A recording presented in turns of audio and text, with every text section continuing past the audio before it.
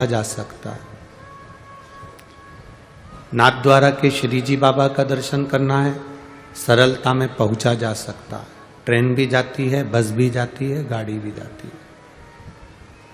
बद्री विशाल जी का दर्शन करना है, सरलता में पहुंचा जा सकता है। रामेश्वरम का दर्शन करना है, सरलता में पहुंचा जा सकता है। जगन्नाथ जी जाना है, सरलता में जा सकते हो। पंढरपुर जाना है, सरलता में जा सकते हो। पर केवल एक भगवान शंकर का धाम कैलाश ही ऐसा है जहाँ पर बहुत परिश्रम करना पड़ता है और कोई पुण्य करे होते हैं तब कोई भगवान कैलाश अधिपति का दर्शन कर पाता है। जैसे बहुत पुण्य करने के बाद कैलाश धाम तक पहुंच पाते हो, उसी तरह कोई तुम्हारे पूर्वजों का पुण्य प्रबल होता है और तुम्हारी पुण्य की गुल्लक भराई होती है, तब आप ये कैलाश की शिव महापुराण की कथा में पहुंच पाते हो। तब आप पहुंचे हो, वरना बहुत कठिन है भगवान शिव की भक्ति में पहुंचो, बहुत कठिन। और तेरी कृपा बिना ना हिले एक भी अणु, लेते हैं श्वास तेरी कृपा से धनु। हे गंगाधार मुक्ति द्वार ओंकार तू, भोले ओंकार तू। आयो शरण तिहार शंभु तार तार तू। बखान क्या करूं मैं राखों के डेरे का, चपटी भभूत में खजाना कुबेर का। हे गंगाधार मुक्ति द्वार ओंकार तू, बाबा ओंकार तू। आयो शरण तिहार शंभु तार तार। ये भक्ति, ये विश्वास एक पक्का होना चाहिए। हम जो कपड़े पहनते हैं, आप जो कपड़े पहनते हो, उस कपड़े में दो तरह की सिलाई होती है।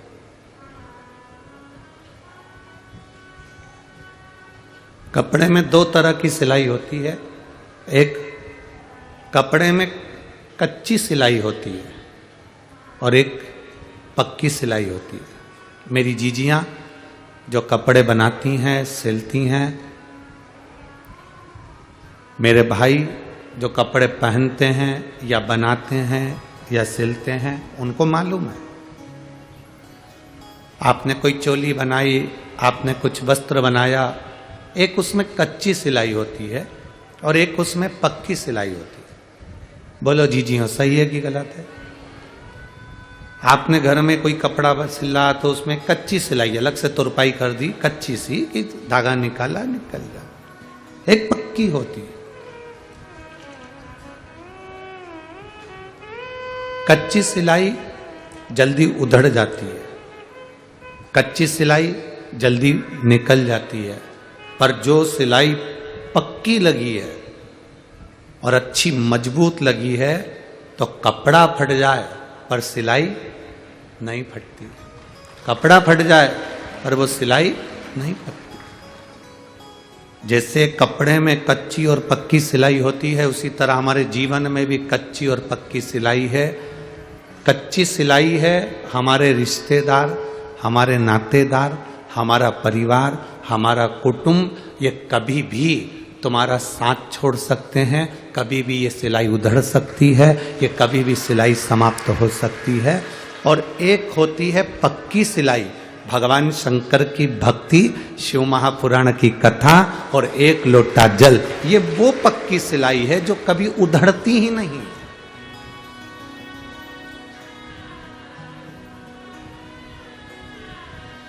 ये कभी नहीं उधड़ती।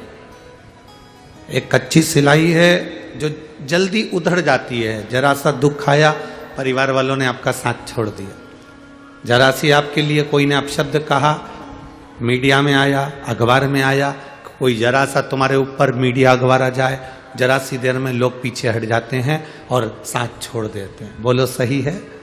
अरे रिश्ते, ये नाते, ये कुटुंब, ये कबीला कच्ची सिलाई की तरह है। कच्ची सिलाई कभी भी उधड़ जाती है।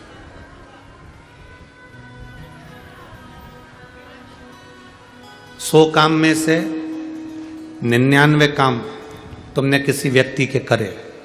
कच्ची सिलाई देखिए, 100 काम में से 99 काम तुमने किसी व्यक्ति के करे, और 100 काम में से जब 99 काम तुमने किसी व्यक्ति के करे और एक काम तुमने किसी का नहीं करा, एक काम अगर किसी का रह गया, नहीं करा, तो वो तुम्हारा मुंह तक नहीं देखता।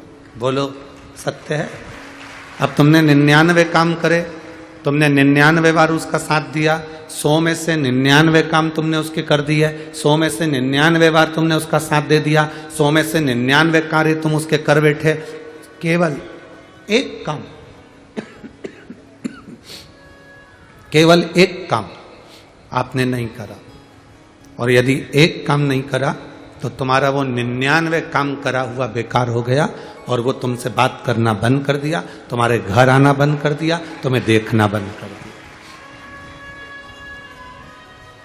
देखना बंद।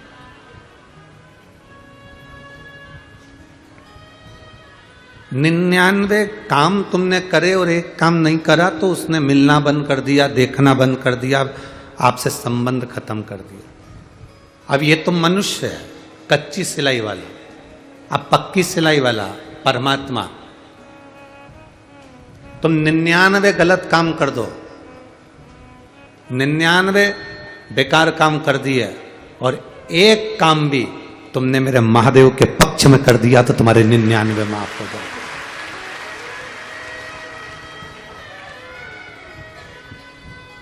सौ में से 99 काम तुम्हारे माफ। अगर तुमने जो बेकार करा था वो केवल एक, इसलिए तो आपसे कहते हैं कि 1 लोटा जल शिव जी को समर्पित करो। रोज प्रतिदिन देवाधिदेव महादेव के पास में जाओ, रोज प्रतिदिन भगवान शंकर का गुणगान करो, रोज प्रतिदिन शिव भक्ति में रमे रहो।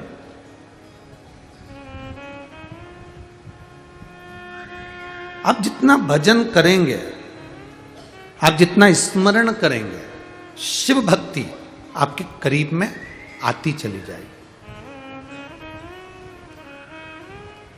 एक बार परमात्मा की जो सिलाई है, मजबूत पक्की सिलाई, उसमें शिव से जो संबंध बनाओ तुम, वो पक्की सिलाई की तरह बनाना कि उधड़े ही नहीं। कोई कितने भी धागे खींचे ना, कितना भी धागा खींचे, पक्की सिलाई होगी ना तो कपड़ा फाड़ देगी, पर वो उधड़ेगी नहीं। कच्ची होगी तो एक धागा खींचने से पूरी की पूरी निकल जाए, पूरी की। कोई कितना भी धागा खींचे, कोई कितना भी शंकर जी के लिए अपशब्द कहे, शिव मंदिर के लिए अपशब्द कहे, शिव महापुराण के लिए अपशब्द कहे, कोई ताना दे, कोई गाली दे, कोई आड़ा टेढ़ा कहे, आपको ना सोचना, आपको विचार ही नहीं करना, आपको नहीं सोचना।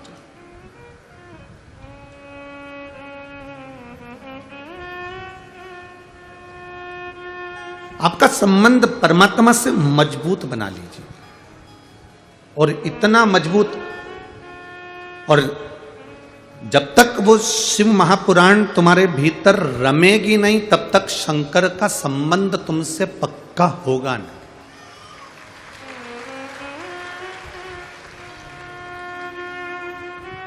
रुक्मणी जी को भगवान कृष्ण कैसे मिले थे? रुक्मणी जी कभी भगवान कृष्ण को देखी थी क्या? नहीं। आप लोगों ने अमरावती की कथा सुनी होगी, जिसमें हमने रुक्मणी जी का गुणगान करा। रुक्मणी जी ने भगवान कृष्ण को कभी नहीं देखा, रुक्मणी जी भगवान कृष्ण से कभी नहीं मिली, रुक्मणी जी भगवान कृष्ण के दरवाजे पर कभी नहीं गई, रुक्मणी जी भगवान कृष्ण से कभी उनका कोई पत्र व्यवहार नहीं हुआ, रुक्मणी जी का कोई लेखा जोखी भगवान कृष्ण के साथ कोई पत्र व्यवहार नहीं है, रुक्मणी जी का कोई दास दासी के माध्यम से खबर तक उनके पास में नहीं है। रुक्मणी जी भगवान कृष्ण से इतना प्रेम कर ली, इतना प्रेम कर ली कि भगवान कृष्ण रुक्मणी को लेने आ गए। उसका कारण केवल एक था कि रुक्मणी जी जो भी आता था उससे भगवान कृष्ण की कथा सुनती थी, भगवान कृष्ण के बारे में सुनती थी, भगवान कृष्ण के बारे में सुन सुनकर, भगवान कृष्ण का गुणगान सुन सुनकर रुक्मणी जी के दिल में कृष्ण के भगवान के प्रति प्रेम जागृत हो गया था। आखिरी में उन्होंने एक पत्र लिखा कि मैंने तुम्हें अपना मान लिया और तुमने मुझे अपना मानना चाहिए, इसलिए तुम मुझे लेने के लिए आना। और भगवान को आना पड़ा और रुक्मणी को लेकर जाना पड़ा। एक पक्का भरोसा रुक्मणी जी के दिल में भक्तों की कथा श्रवण कर कर हो गया। आपके मन में आज आप लाखों की संख्या में पहुंचे हो, धूप में बैठे हो, दुकानों के बाहर बैठे हो, पेड़ के नीचे बैठे हो, बस स्टैंड की छतों में बैठे हो और कई रोड के आसपास में जितनी दुकान है वहां पर लोग बैठे हुए हैं। जरा विचार करिएगा, क्या आपके भीतर भगवान शिव की कथा का इतना विश्वास प्रबल हो गया, इतना विश्वास हो गया, जैसे रुक्मणी जी कथा सुन सुनकर भगवान कृष्ण की हो गई थी, वैसे आप कथा सुन सुनकर शंकर के हो गए और शिव तुम्हारा हो गया। तुम कृष्ण के, रुक्मणी कृष्ण की, कृष्ण रुक्मणी के, तुम शिव के, शिव तुम्हारे। कोई दूसरा संबंध। और अंत समय प्रभु आना पड़ेगा, वचन दिया तो निभाना पड़ेगा, आए ना आए प्रभु कबीरा, अंत समय प्रभु आना पड़ेगा, वचन दिया तो निभाना पड़ेगा। बस वो संबंध रुक्मणी का जैसे कृष्ण के साथ में हो गया, भगवान के साथ में, वो संबंध आपका भी कथा सुनते सुनते शिव जी के साथ में हो गया। अब हमें ये नहीं सोचना कि हमारे लिए कौन क्या सोचेगा।